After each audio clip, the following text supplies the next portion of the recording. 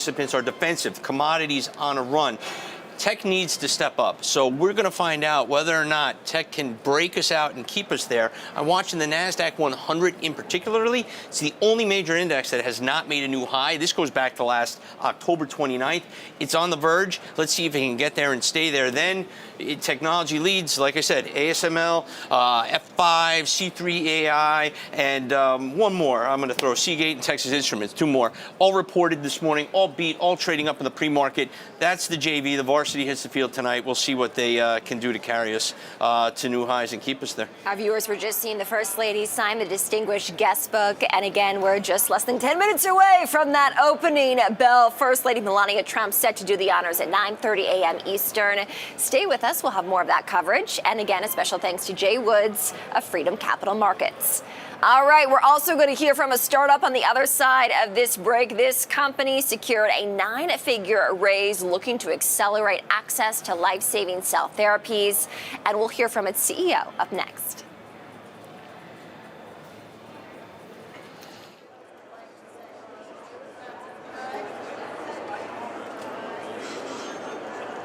The New York Stock Exchange is a cathedral of the capital markets. So there are a few places more fitting to consider the future of the American financial system than this one.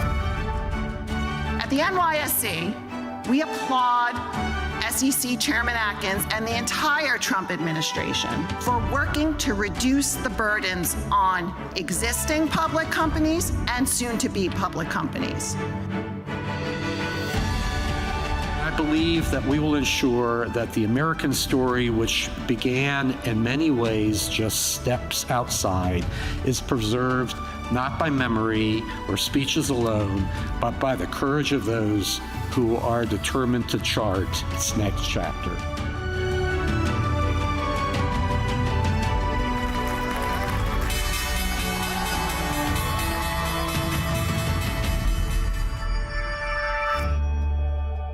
When we talk about the titans of industry and we talk about the titans of finance, there's a reason that we're all coming together still after all these years to the corner of Wall and Broad Street. We are ringing the opening bell this morning to celebrate the launch of 6 new ETFs by direction.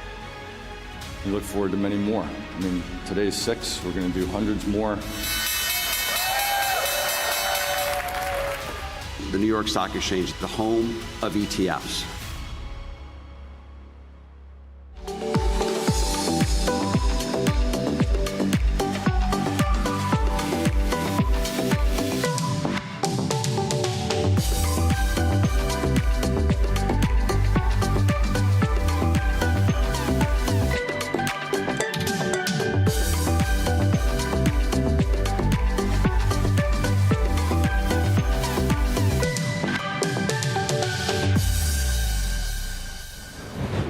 Welcome back to NYSE Live. Solaris says that the company manufactures cancer drugs faster, cheaper, and safer than its competitors, and it just announced a $257 million Series D funding round led by NYSE-listed BlackRock.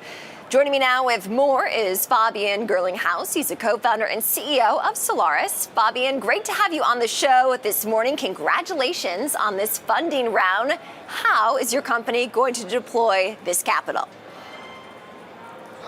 Well, Kristen, thank you so much for having me. It's a pleasure to be here. So as you just mentioned, we're very proud and very grateful to our investors, announcing today that we've raised a $257 million Series D led by BlackRock and Eclipse to industrialize global self-manufacturing with breakthrough automation. And I want to call out new investors in this round include T. Rowe Price, Bailey Gifford, Stan Druckenmiller's family office, Duquesne, Intuitive Ventures, EDVI, and Gates Frontier. And then we've got strong support from our insiders with DC Global Ventures, DFJ Growth, Willett Advisors, all back in the company. So to your question, this funding enables the global commercial launch and unconstrained supply of cell therapies, expanding access to life-saving cell therapies for cancer and autoimmune disease indications to hundreds of thousands of patients annually. How does this change the game, Fabian? Well, very, very good questions. Look, cell therapies have proven their ability to cure cancer where chemotherapies have failed. And They also deliver transformative therapeutic effects in autoimmune diseases. Our partners, Bristol Myers Squibb, Cabaletta, they've got phenomenal science. The science works. The barrier now to curing more patients is no longer scientific. It is industrial. Only about 2 out of 20 patients receive treatment today because the industry is supply constrained due to manual, artisanal manufacturing methods where every cell therapy is made to order for each patient individually by hand.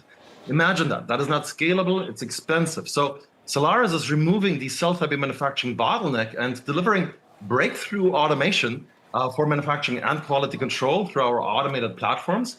And we're now deploying these automated solutions across IDMO smart factories that we're building here domestically in the United States, bringing biopharmaceutical manufacturing back to the US, but also helping our partners expand globally to Europe, to Japan. So right now we're building 5 facilities in parallel in the world to ultimately provide unconstrained supply to these life-saving and life-changing treatments for patients. And in the process, we're not just delivering a big boon for patients, but also dramatically unlocking billions of dollars in revenue for pharma companies, lowering their manufacturing costs to the lowest cost of manufacturing in the industry, and the highest inspect rate, the highest reliability. And short term, I think that will make cell therapy manufacturing sustainable as a business for our industry, for pharma companies and biotechs. Long term, it's going to lead to lower drug prices for payers. And yeah, that's how it changes the game. Now I see a core part of your technology is the cell shuttle system. How does that work, Fabian? Well, very good question. The Cell Shuttle is a fully automated platform for cell therapy manufacturing. So where today cell therapies are made by highly trained teams of scientists spending weeks in clean rooms using artisanal methods, many hand tools. And at the end, what comes out is one drug for one patient. The Cell Shuttle actually automates the entire cell therapy manufacturing process from start to finish. And it does that not just for one patient at a time, but for 16 patients at the same time. So a Cell Shuttle can produce cell therapies for up to 2,800 patients per year. That is an unprecedented amount of throughput and scalability.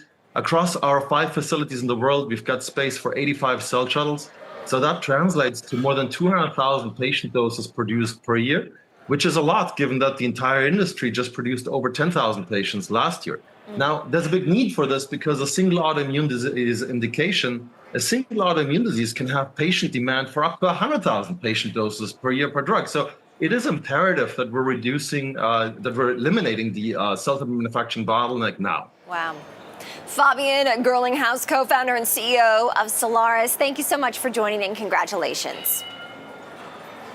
Thank you so much. All right, everyone, in just a moment here, First Lady Melania Trump will ring the opening bell at the New York Stock Exchange. The First Lady is here to celebrate the upcoming launch of her documentary called Melania, 20 Days to History, and it debuts in theaters on Friday. She's joined at the Stock Exchange by the documentary's director, Brett Ratner, and her co-producer on the film, Mark Beckman. Amazon MGM Studios says the film offers unprecedented access to the 20 days leading up to the 2025 presidential inauguration of her husband, President Donald Trump, through the eyes of Melania, the First Lady. The release of this documentary comes just a year since the First Lady climbed to the top of the New York Times bestseller list when her memoir, Melania, hit shelves in October of 2024. There's a live look at that opening bell podium, and let's listen in to the First Lady.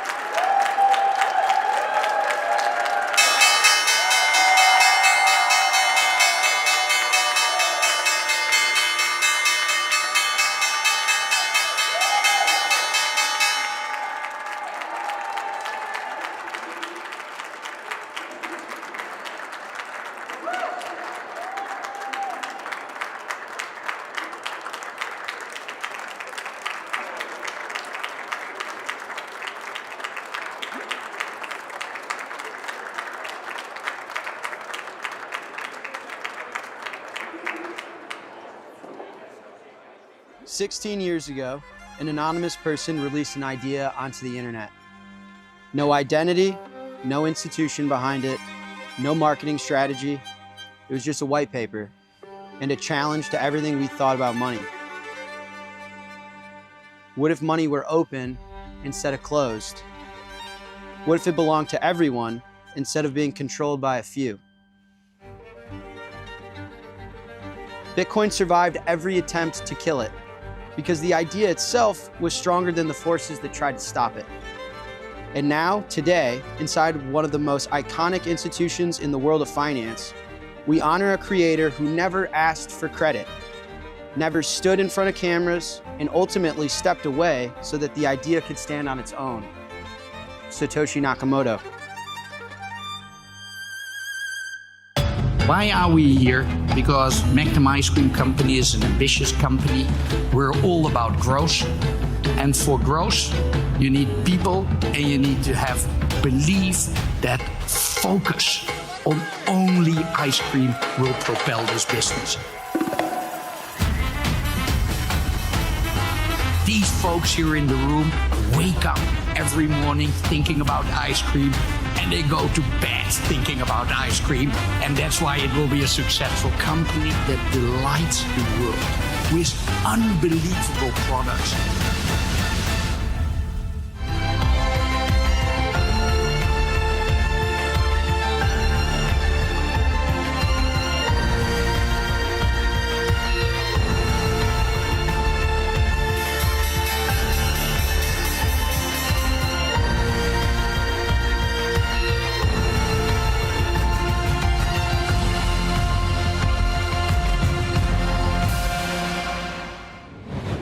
Welcome back to NYSE Live. We are off to the races, everyone. The S&P 500 here at a new record on this Wednesday morning, surpassing a level of 7,000 for the first time ever.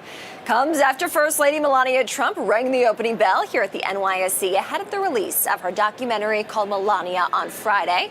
On top of that, we've got a Fed decision at 2 p.m. Eastern and tech earnings after the close. Joining me now with more is Greg Farinello. He's head of U.S. rates at Amerivet Securities. Greg, it's great to have you on the show this morning. S&P 500 rising above 7,000 for the first time ever. What does this mean as the Fed is set to meet this afternoon? Thank you, Kristen, for having us again. You know, we've been, in general, I think you know it, we've been, in general, very constructive on markets. With regard to the Fed today, certainly, you know, they're going to be on hold here, I think, short term. Rates have come down. We still believe rates are going to come down this year as well. But with regard to markets in general, I think they're taking their cue from Washington. And I think the news flow that's coming out is very, very constructive. It takes a little time to filter through, but in general, we like the markets here still. Okay, and let's talk about earnings and how they factor into the picture as we are amid what will be the busiest week for earnings reports during this season, Greg. So, you know, the earnings numbers, I think, are going to be pretty constructive across the board. I mean, I think the economy in general, when I look at the numbers across the board, we're still constructive on this economy. I know the narrative changes from time to time, but we still, you know, we like tech, we like the earnings numbers that are coming out, and we still think the economy here in the U.S. is very strong. Okay, a strong economy, no rate move by the Fed chair. How does this set us up, though, for 2026? Markets had been pricing in 2 rate cuts in 2026 based on takeaways from Davos on the outlook of the economy. Do you think 2 rate cuts are the right path forward? I think we probably get more, is my sense. I think right now the market is priced appropriately for everything that we see. Even if you look at the long end of the curve, GDP is running really, really hot, and inflation is running slightly higher than expected. But I do think, you know, if you look at neutral rates in general, we've got room to come down. It's more than 50 basis points. And I would expect the Fed to come down at least 2 times, probably 3 times this year. And I'm curious, in terms of Fed Chair Powell's replacement, of course, his term as the Fed Chair does come to an end this year. We'll see that 2:30 p.m. Q&A with members of the press that the Fed Chair will be a key part of here. Who could be in the wings, new names emerging, that you think could take over as Fed Chair? Well, I think the list has been narrowed down.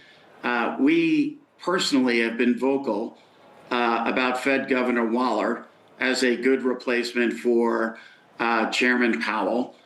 We do think Chair Powell will stay on through the remainder of his term. We don't think he'll stay on. He has the ability to stay on longer than that, but we don't really see that happening. Certainly, BlackRock's CIO, Rick Rieder, has emerged a little bit as a candidate here. So the list is small, and ultimately this is the president's decision in terms of who he wants and why he wants it. Kevin Warsh certainly on the list. NEC chair Kevin Hassett, I think, has been taken off the list. So the list is very, very narrow. We expect a decision to come fairly soon. And I think the pool of candidates across the board, regardless of who the president picks, I think the pool of candidates is very, very strong. And I think the markets will be okay either way he goes, because you've got someone like Rick Rieder, who is a market expertise guy, and the markets like that. Fed Governor Waller is a great economist, and he's got a good forward-looking outlook in terms of, where he sees things.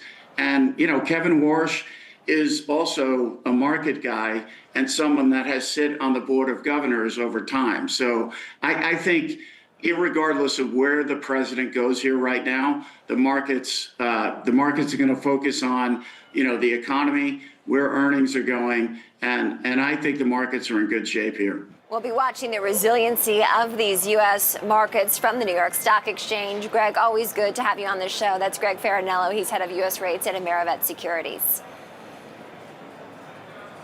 All right, everyone. Thank you, Kristen. Well, stay with us, because up next, a media expert is going to join me to take us through the business behind the documentary Melania, is set to hit global theaters on Friday, January 30th. You're taking a live look of the trading floor of the New York Stock Exchange.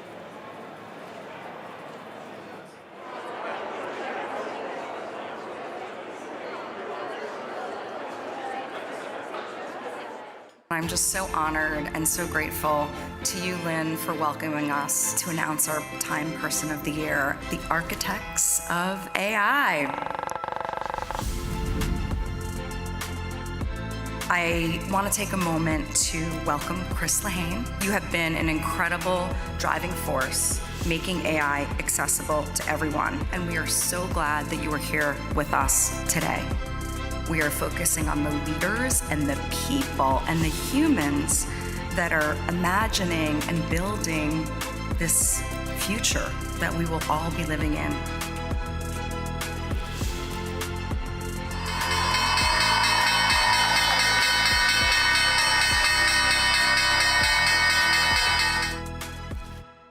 We had somebody ask us recently, why are you going out at this time of the year? The reason we're doing this is for our people. It's not about us.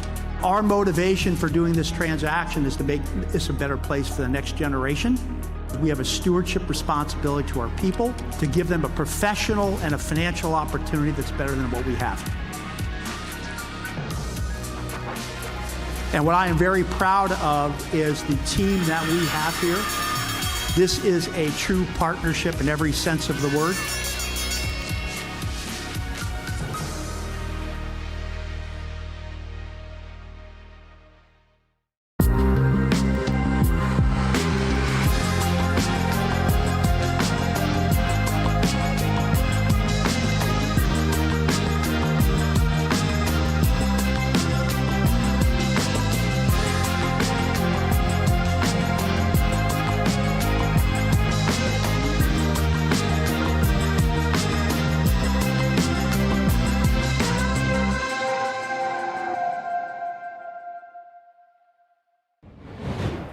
Welcome back to NYSE Live. Moments ago, you saw First Lady Melania Trump ring the opening bell at the New York Stock Exchange to celebrate the upcoming release of her documentary called Melania, and set to debut in theaters on Friday.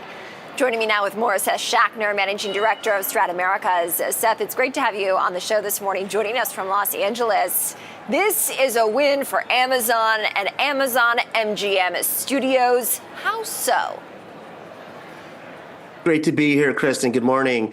Yeah, this is, it's extremely unusual for a documentary picture to get this type of, marketing campaign, even a theatrical release. And I think what's happening here actually is that, Amazon is using it, probably smartly as a marketing vehicle for Prime, for, its Prime Video service, and getting it attention, kind of tying it in a big public way and getting a lot of earned media around it. So, I don't tend to look at it like a traditional movie release, if you will, although it's getting thousands of theaters here in the U.S. and even around the world as well. So that is what I tend to see it as. It's kind of an extraordinary development in terms of how they're treating it. And, for sure, there's some strategic marketing and government relations on their part as well, which I don't think in the scheme of things is that unusual for all the tech titans. Mm-hmm. What does this reveal about Amazon's strategy when it comes to the relationship between theaters and its Prime Video streaming service, as you referenced earlier?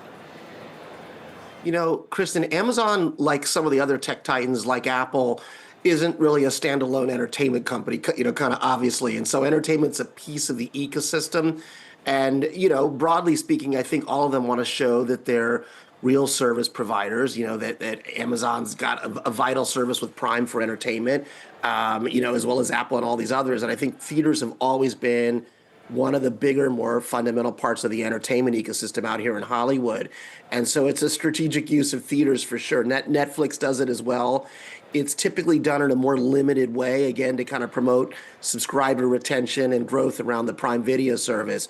So I don't think it's some massive return to theatrical releasing, but in the way, Netflix has tested or used it for things, big events like K-pop Demon Hunters, I think it's kind of similar to what you're seeing here. Mm-hmm.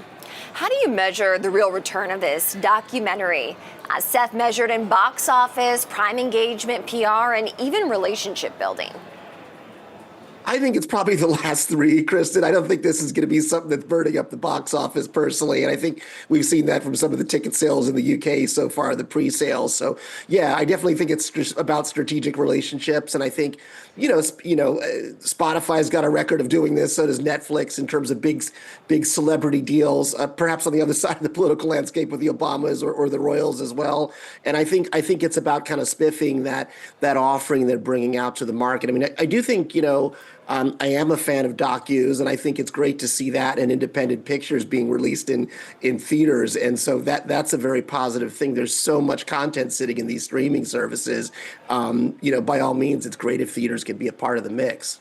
Seth, you're joining us here in January of 2026. What's your outlook for streaming this year and how it's matured over the course of the past few years?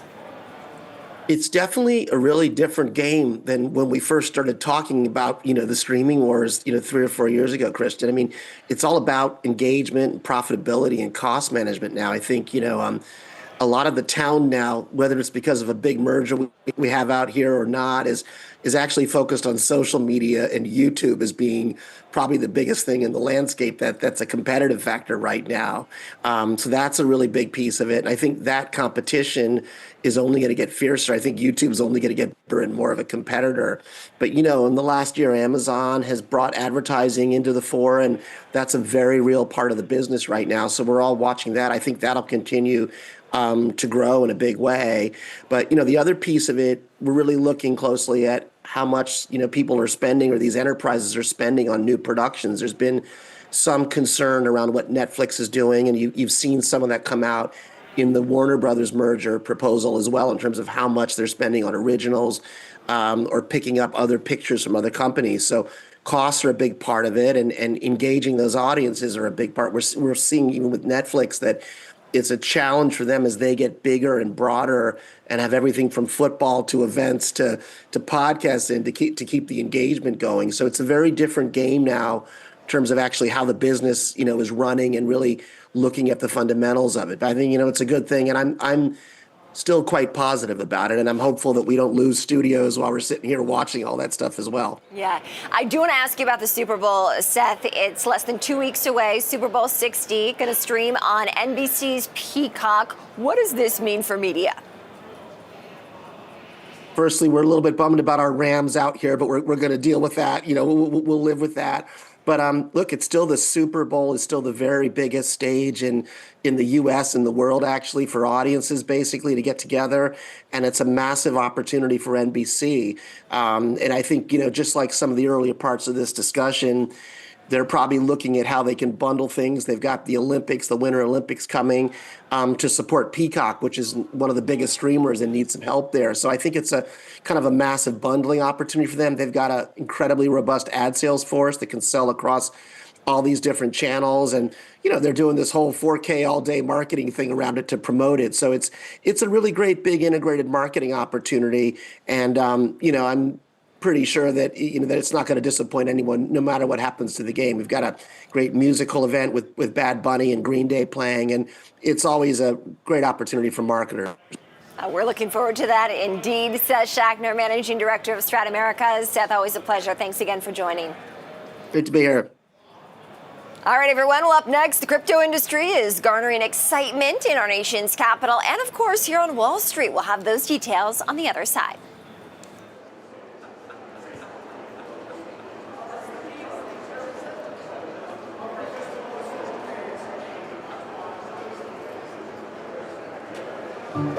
I know 100 years isn't much in the New York Stock Exchange laurels, but we're very proud. First U.S. airline to reach 100. The resilience and the determination to move forward despite all odds is something that I think we're all proud of. We've had a great opportunity to celebrate this year.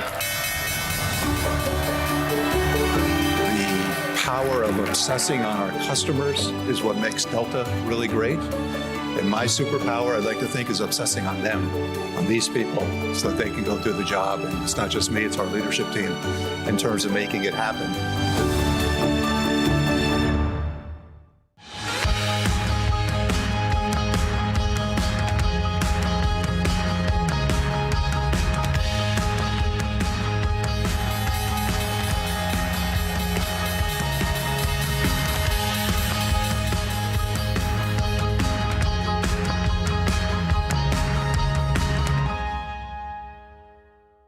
It's a bit of a pinch me moment. I mean, everyone's here. Here we just rung the New York Stock Exchange bell. In a lot of ways, it's a dream come true. When you walk around the NYSE floor, it's just emblematic of the American dream. Look, if I can do it, others can do it too. So believe in yourself, work hard, be the best you can be every day, and it compounds.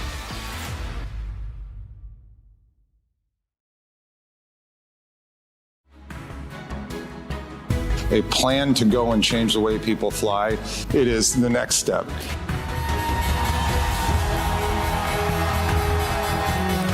When we look back at what we promised to go do and then we go do it, it'll be the foundation of our business that builds us to the next step. And it's because of the people here and what you all did, which was enabling greatness.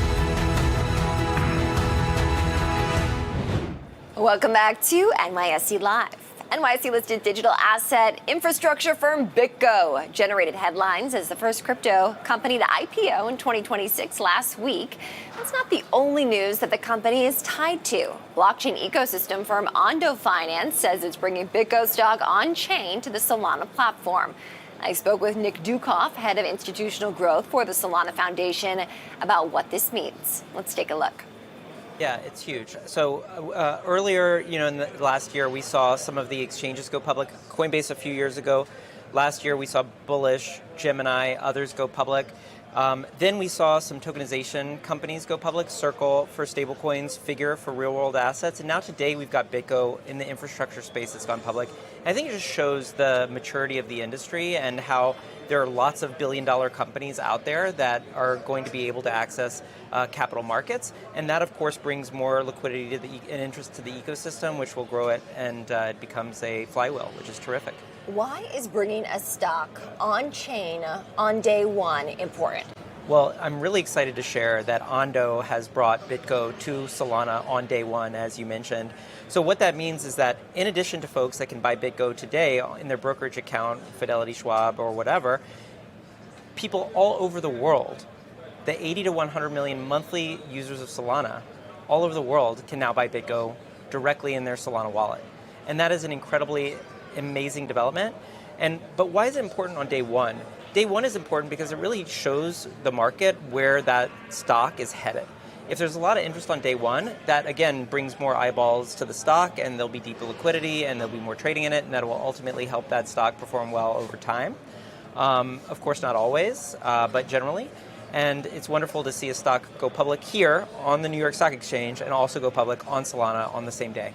It is incredible to see just the action that has been transpiring, certainly here on the floor. Now, when it comes to Solana, what makes that an attractive venue from your vantage point to launch an asset? Yeah, well, like I said, Solana's vision is to have all assets and all global investors trading in the same liquidity venue. And so what you have with the New York Stock Exchange is all of the brokerages that have that stock, of course, and their customers can trade it. But with Solana, you've got all of the people in the world that can trade that tokenized equity.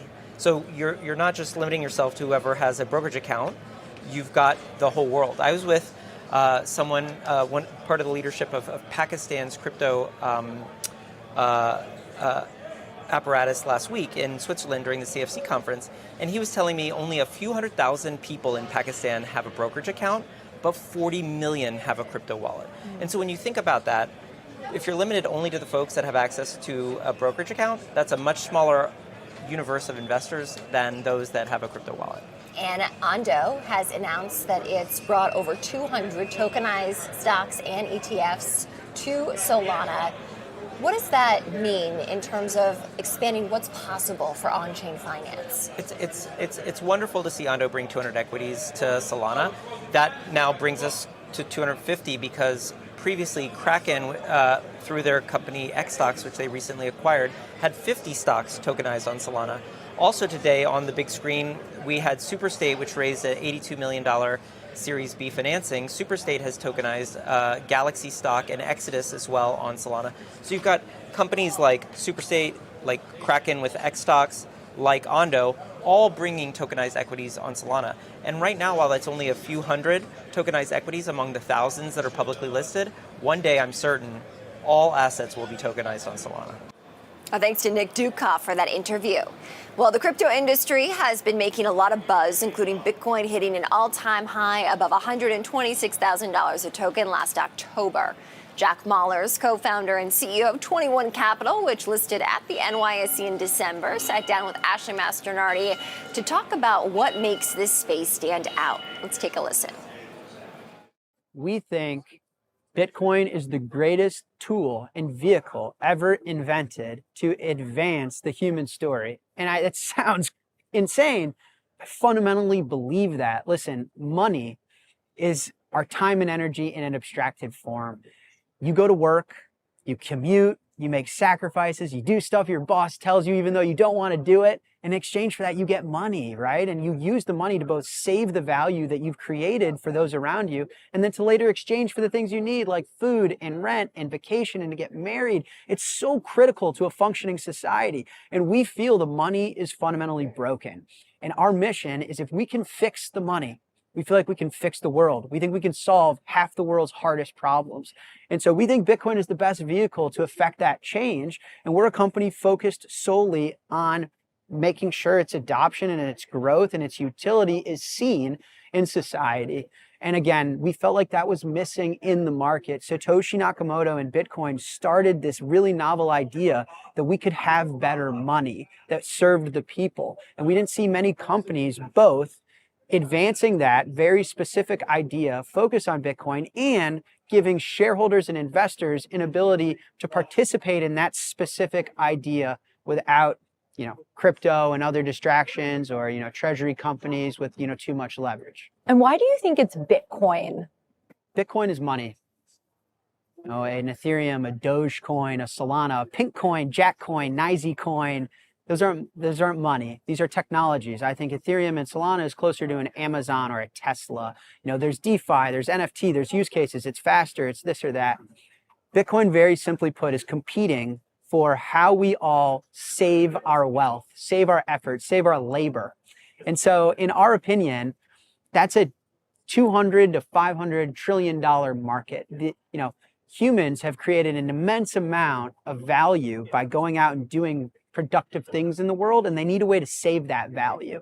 And so Bitcoin uniquely is competing against US debt, currencies, gold.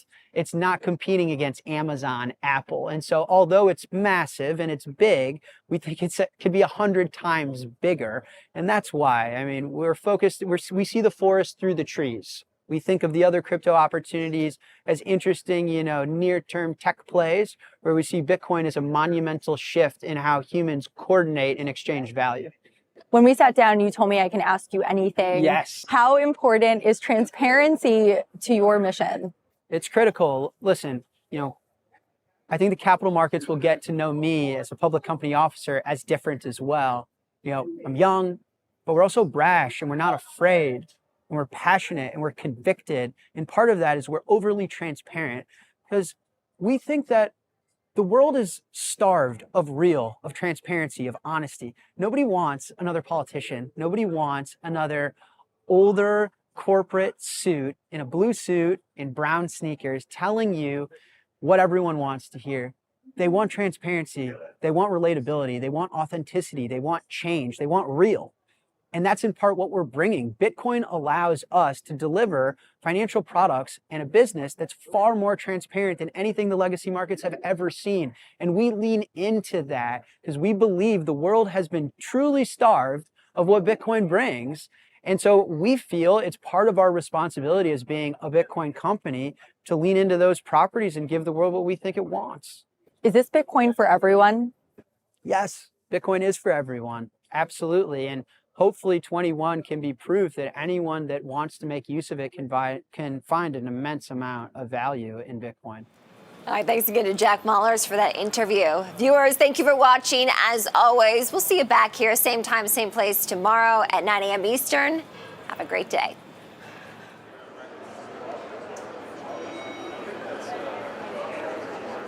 Welcome to the public market. The New York Stock Exchange is a cathedral of the capital markets. So there are a few places more fitting to consider the future of the American financial system than this one. So thrilled for this next chapter to begin today with all of you in this historic building.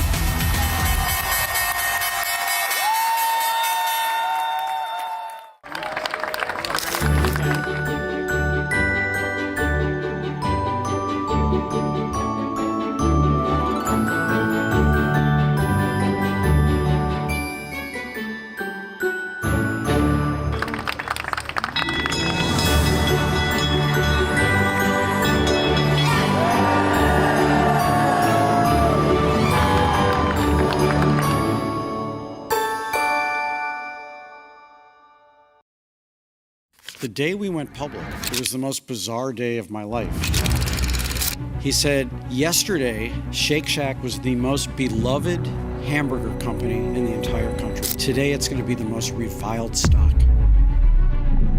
He said, you guys are never going to grow into your $46 valuation. How many Shacks did we have 10 years ago? 31 Shacks. And did I not just hear Rob say that we're going to have 1,500 Shacks? So yes, we grew into that $46. It's all because of you guys.